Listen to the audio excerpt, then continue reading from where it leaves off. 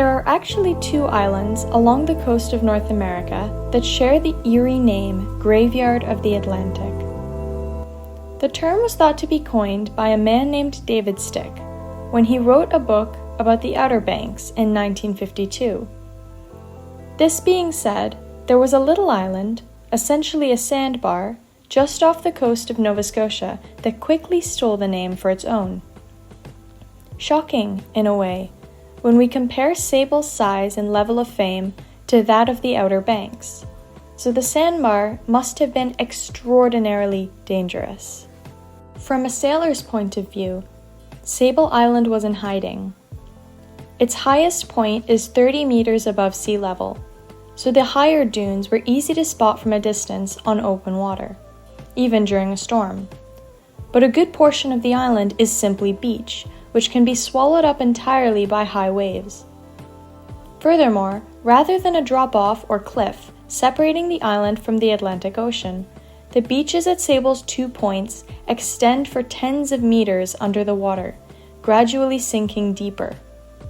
This means that even if a sailor thought he'd given the island a wide enough berth, the bottom of his ship was still likely to hit ground on sand, concealed just below the surface.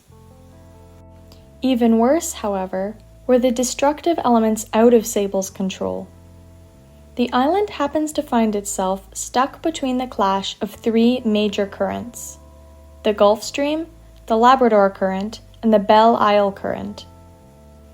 The Gulf Stream is a particularly warm current, while the other two are much colder, making the waters around Sable a turbulent place. This also creates massive, heavy storms and shrouds the island in fog for 125 days of the year. Most of Sable's well-known shipwrecks were exploration or passenger vessels, but it wasn't just travel that found ships near Sable's shores. Because of the mixing of many large currents, marine microplankton and other natural nutrients would be stirred up from the ocean's floor, attracting smaller sea life. With so many different breeds of fish flocking to the area, fishermen and sealers were sure to follow. Sable Island has taken the lives of over 350 ships over the past 400 years, some having been popular important vessels.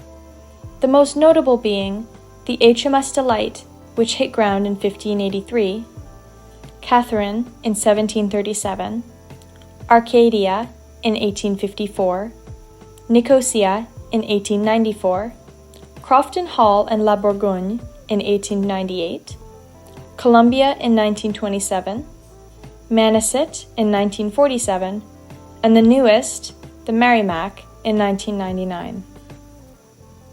The worst part is that a lot of the sailors and crews of these wrecks still lie in the hulls of their boats, or on the sea floor.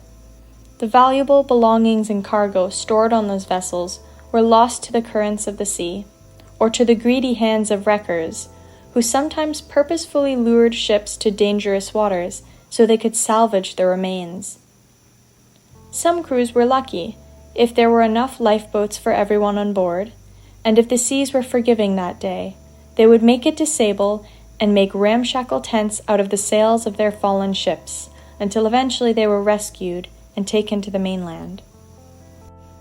But as the island racked up shipwreck numbers, something clearly needed to be done, and public concern rose steadily. It was 2 ships in particular, however, that pushed for an establishment on the island that would save the crew and valuables of these wrecks. Princess Amelia, a transport vessel hosting around 200 officers and recruits, hit Sable in 1797. Most of her passengers were saved, but her high prestige and value meant the story of her sinking was imprinted on newspapers all over Canada. The sailing ship, or Snow, named Francis, struck the northeast sandbar at 6 p.m. on a Sunday night in November. It was dark and cold. The fog was thick and the winds were high. After the ship sank, there were stories of bodies being looted and any survivors murdered. An investigation was performed, and there was evidence found of looters stealing valuable possessions, yet no proof of murder. The safety concerns alone still had people beginning to advocate for a rescue station. And the tale of Frances still stands as one of the most popular ghost stories on the island. According to legend, the ghost of a shipwrecked woman still haunts the island, combing the beaches for her lost finger, severed by looters as they stole her wedding ring. Finally, in 1801, the Sable Island Humane Establishment was initiated. A life-saving crew was permanently stationed on the island, the first people to stay on Sable for any long period of time, and not be constantly suffering, unlike the early waves of settlers. In a way, it could be called Sable's first real settlement, however small. The crew was made up of average Halifax citizens who donated their time to save shipwreck survivors. The Lieutenant Governor of Nova Scotia at the time, a man named Sir John Wentworth, was the main advocate for the creation of the establishment, but it was Mr. James Rainstorp Morris who took up the role of being Sable's first superintendent. He arrived at the island during the first year of the establishment's existence, with his wife, children, and a small, carefully chosen collection of staff. Flagstaffs were erected for the benefit of ships, and patrols circulated the beaches almost immediately. In 1873, the east and west lighthouses were built, but the west light was moved multiple times over the course of the next few decades, at the fault of both natural erosion and the island's shrinking size. Small houses of refuge were peppered all over the island for shipwreck survivors when they first arrived.